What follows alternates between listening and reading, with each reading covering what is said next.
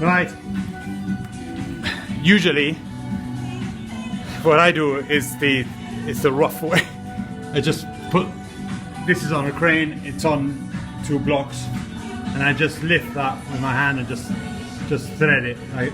I put one leg like this on top on each side and just lift it and just go plonk.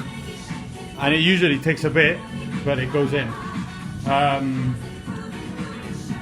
This gearbox is very heavy. I tried doing that a couple of times and it didn't go in, and I thought, well, if I keep doing that I'm gonna do my back in. So I brought Evolution across from there, found the center point of the gearbox, and I'm basically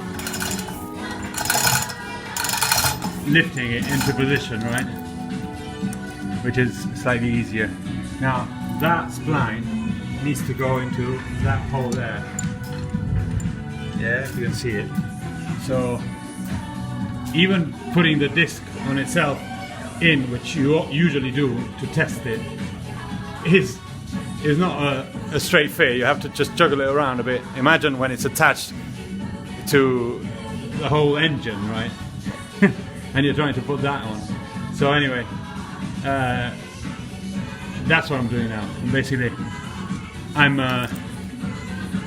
it's a bit like being out in space and having to dock your spaceship to an international space station.